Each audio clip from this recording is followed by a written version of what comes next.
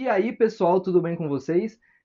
Vamos falar sobre essa vitória do Barcelona sobre o Rayo Vallecano no Camp Nou, vitória pelo Campeonato Espanhol, jogo muito difícil para o Barça. Se você não me conhece, meu nome é Diego Rebelo, eu criei esse canal para a gente poder estar conversando muito sobre Barcelona, futebol em geral, mas principalmente sobre o Barça aqui com vocês. Já segue, clica no sininho e também deixa seu like, porque aqui, além dos comentários pós-jogo, também vão ter informações prévias de jogos. E se você também não me conhece nas outras redes sociais, vou deixar na descrição. TikTok, Instagram, Twitter e o falecido Twitter, né? Atual X. E sem mais enrolação, vamos falar desse jogo.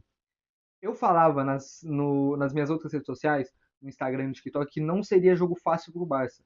Que o Barcelona era uma boa rodada, porque o Barcelona enfrentaria um adversário mais fácil do que o Real Madrid e o Barcelona jogaria em casa. Então poderia ser uma boa rodada para o Barça, mas eu falei que não esperava, mesmo assim, jogo fácil para o Barcelona, porque o Rayo Vallecano é muito bom time. O Rayo Vallecano empatou com o Barça em Vallecas no primeiro turno, é um time desses de classe média do Campeonato Espanhol, dos que mais tem personalidade. Tem um ótimo treinador à beira do campo, e é um time que consegue ser tão bom em transições e consegue ser bom também com bola no pé. É um time que também pressiona muito, tira o conforto dos meio-campistas adversários. Quase tirou pontos do Real Madrid dentro do Bernabéu, tirou pontos do Barcelona jogando fora de casa. Se eu não me engano, também tirou pontos do Real Madrid é, jogando em Vallecas. Se eu não me engano, acho que empatou 2-2. Posso estar enganado, perdão se for um engano. Mas enfim, é um time duríssimo de se enfrentar. No primeiro tempo, eu acho que o Barcelona conseguiu controlar melhor o jogo, ter mais saída de bola, conseguiu ter um pouquinho mais de consciência no seu jogo, fazer a bola passar um pouco mais pelo meio de campo, girar um pouco mais de bola de um lado para o outro. E acho que isso foi importante, tanto para o Barça gerar volume quanto não sofrer.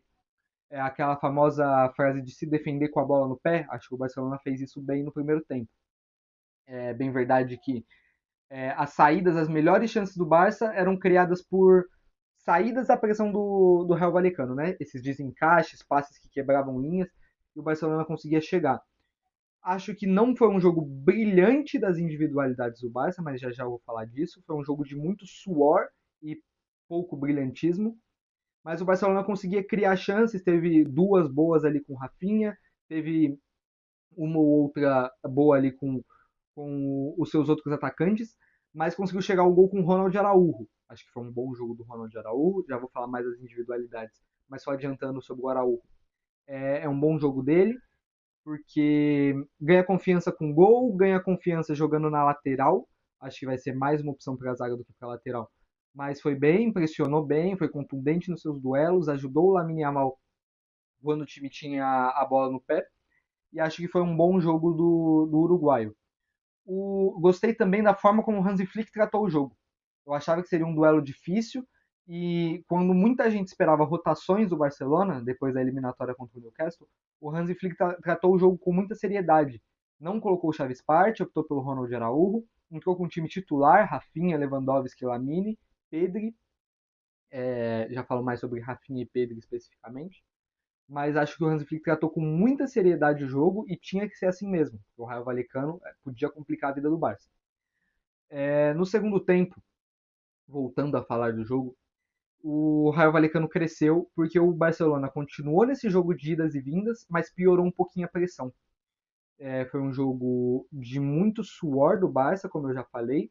Só que na segunda etapa o jogo passou menos pelo Pedro e menos pelos meio-campistas e o Raio Vallecano conseguiu ter mais volume. À medida que o jogo ia do Barça ia esfriando, o Barcelona conseguia ter menos a bola no pé, criando menos situações de gol e dando mais bolas para o Raio Vallecano poder correr contra a defesa do Barça, mais o Raio Vallecano ia chegando, mais ia crescendo no jogo, mais a irritação da torcida, a irritação com o árbitro ia crescendo e a pressão que o Barcelona ia sofrendo do rival. No segundo tempo, tem uma coisa que eu gosto muito, que é a saída do Lamine Yamal, e pode parecer meio controverso você querer a saída do Lamine, e a saída do Marc Bernal, porque era um momento do jogo em que o Barcelona precisava de jogadores mais físicos, físicos no sentido de estarem inteiros e de possibilidade de fazer esse jogo de idas e vindas. O Lamine é um jogador de mais bola no pé, então saiu para a entrada do Rashford ali mais ou menos os 80 minutos. E eu acho que o Hansi Flick acertou, porque o Rashford tanto podia fazer melhor essa recomposição, jogando o Rafinha pro lado do Lamine, e podia fazer melhor essas corridas para frente também, e o Marc Bernal basicamente já não aguentava mais. Então o Marc Casador foi muito bem, muito importante para ajudar o Barça a segurar esse resultado no final. É, falando do João Garcia agora. À medida que o Raio Valecano ia chegando, o João Garcia ia crescendo ainda mais no jogo. O João Garcia deu uns baita susto na torcida do Barcelona no jogo da quarta-feira, colocando a mão na panturrilha, tendo que ser substituído. Os exames disseram que ele não tinha lesão, tanto que jogou hoje. Hoje, mais uma vez, levou a mão na panturrilha, e eu acho importante que o Barcelona tome cuidado, porque o João Garcia está numa fase de tanto mostrar serviço para o Barcelona nessa reta final de temporada, como também mostrar serviço para a seleção espanhola. E o Barcelona tem que ter todo o cuidado do mundo, porque a gente sabe que o jogador, quando quer mostrar serviço, muitas vezes quer jogar com dor, quer jogar lesionado, e o Barça não pode perder sobre nenhuma circunstância o João Garcia, que está num nível assim muito, muito acima do Chesney, do Tec, né? E vai ser muito importante para essa reta final de temporada. O João Garcia acaba saindo como MVP do jogo, como o melhor em campo, porque é um goleiro que ganha jogos. É um goleiro que faz pelo menos 2 ou 3 defesas muito importantes no jogo, também faz uma tirada num escanteio que fatalmente acabaria em gol pro Raio Vallecano. Então é um goleiro que ganha jogos. Da mesma forma que o Thibaut Courtois ganha jogos pro Real Madrid, que o Oblak muitas vezes ganhou jogos pro Atlético, que a Inter de Milão ganhou a eliminatória do Barcelona na temporada passada, porque estava num dia super inspirado do seu goleiro. Da mesma forma também que o Neuer ganhou muitos e muitos jogos pro Real Madrid, pro Bayern de Munique, perdão. O Barcelona precisava de um goleiro que ganhasse jogos. O Ter Stegen já não vinha ganhando jogos nos últimos anos. O Chesney não é um goleiro que ganha jogos pro seu time, e hoje o João Garcia é esse goleiro. Então, o Barcelona tem que tomar cuidado com ele. Sobre as individualidades do Barça, Rafinha, Pedri e Lamine. Sobre o Lamine, acho que é um jogo mais apagado, mas que mesmo assim consegue tirar os seus coelhos da cartola. Quando o jogo fica de muitas idas e vindas, eu falei que não é o jogo do Lamine, ele é mais de bola no pé. Então acho que o Hansi Flick acertou em tirar o Lamine.